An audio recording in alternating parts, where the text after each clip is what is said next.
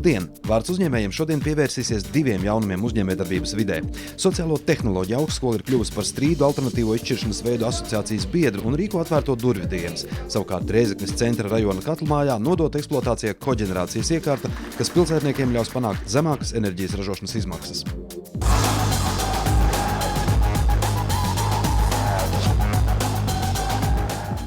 Sociālo tehnoloģiju augstskolai pasākumā Lielā karjeras diena tika pasniegts certifikāts, kas liecina, ka augstskola ir kļuvusi par Rīgas šķīrējtiesas dibinātāja strīdu alternatīvo izšķiršanas veidu asociācijas biedru.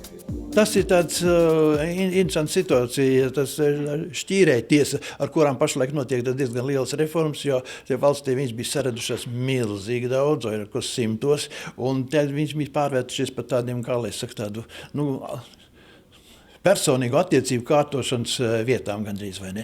Pašlaik tas tiek savests kārtībā, viņiem ir stingrāks prasības pret viņām, un viņas būs krietni mazāk. Mūsu augstskola ir kļuvusi par dibinātāju vienai šādai šķīrējtiesai, un es domāju, ka mēs ievedīsim tur diezgan stingras, jaukas, zinātniski pamatotas un cilvēciski saprotamas attiecības. Mēs gribam ar prieku paziņot, ka Sociālo tehnoloģiju augstskola ir kļuvusi par strīdu alternatīvu izšķiršanas veidu asociācijas biedru, kas ir Rīgas šķīrējtiesas dibinātais.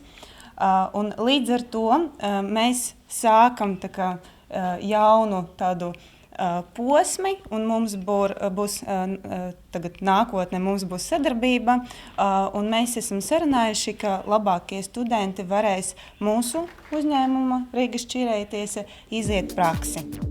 Aicinājumam piedalīties Lielajā karjeras dienā atsaucās arī vairāk atzīti speciālisti, kuri runāja ar interesantiem par savu pieredzi studējot augstskolā un par iespējām, kuras viņu dzīvē ir pavērusi izglītība.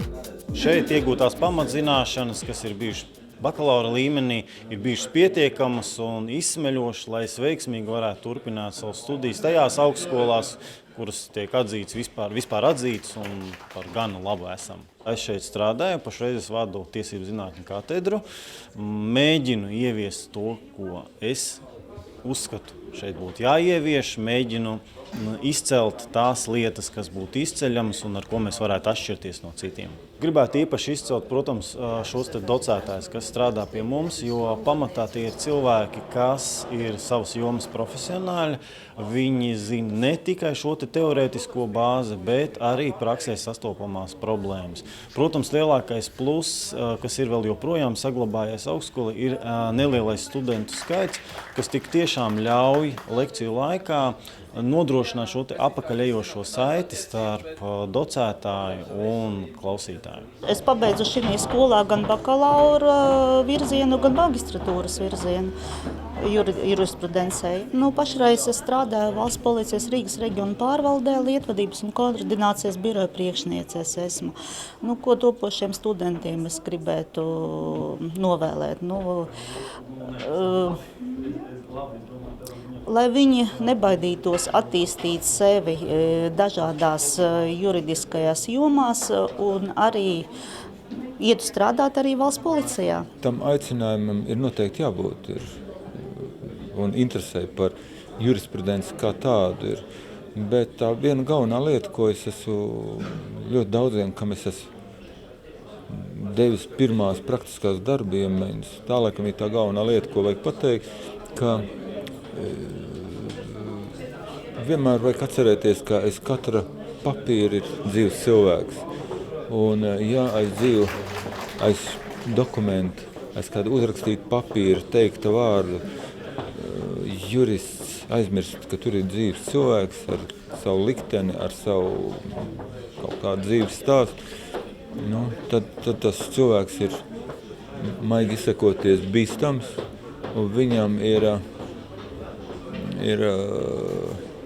droši vien labāk ir nestrādāt ar cilvēkiem. Augstskolas praktiski ir ļoti līdzīgas. Atšķirīgas tikai varbūt cilvēku, kas nāk uz augstskolu studēt, intereses un tieksmes. Un šodien mums bija tā ideja tāda, noskaidrot,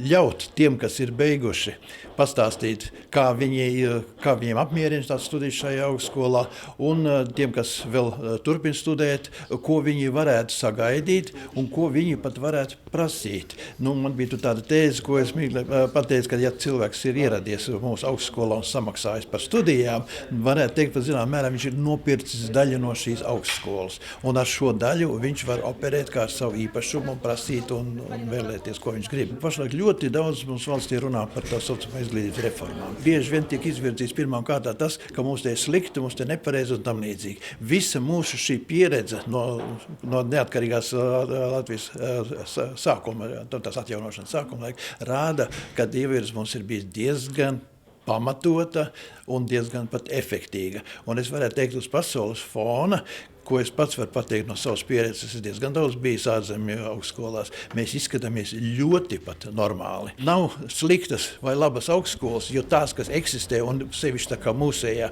jau 22. gadu eksistē, viņas ir apliecinājušas sevi par dzīvot spējīgā. Lūdzu, droši, stabili izvēlēties. Pēc kādiem principiem izvēlēties, tā ir jūsu lieta. Daudzās augstskolās studijas notiek ļoti lielās grupās. Mācības spēks ienāk, kaut ko nolasa un aizskrien, jo viņam nav laika vairs, viņam jāskrien un nākošu lietu.